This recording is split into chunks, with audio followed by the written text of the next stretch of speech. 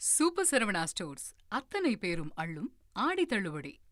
தாவேகா அரசின் முதல் நிதிநிலை அறிக்கையை நிதித்துறை அமைச்சர் மரிய வில்சன் சட்டப்பேரவையில் தாக்கல் செய்கிறார். சட்டமன்ற தேர்தலில் வெற்றி பெற்று புதிதாக ஆட்சி அமைத்துள்ள தாவேகா அரசின் முதல் பட்ஜெட் கூட்டத்தொடர் இன்று தொடங்குகிறது. இன்று பொது பட்ஜெட்டும் நாளை வேளாண் பட்ஜெட்டும் தாக்கல் செய்யப்பட உள்ளன. முதலமைச்சர் விஜய் ஆலோசனையின்படி தயாரிக்கப்பட்டுள்ள இந்த பட்ஜெட்டில் சிறப்பு அம்சமாக வெற்றி தமிழகம் தொலைநோக்கு திட்டம் என்ற திட்டம் அறிவிக்கப்பட இருப்பதாக கூறப்படுகிறது.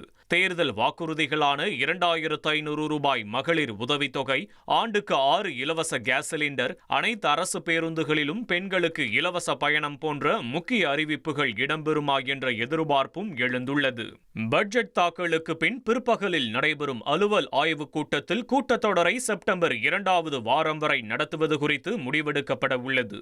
இதனிடையே எதிர்க்கட்சித் தலைவர் உதயநிதி ஸ்டாலின் கைது, திமுக எம்எல்ஏக்கள் மீதான நடவடிக்கை, மேகதாது பிரச்சினை போன்றவற்றை முன்வைத்து எதிர்க்கட்சிகள் போராட்டங்கள் மற்றும் வெளிநடப்பில் ஈடுபட திட்டமிட்டுள்ளன.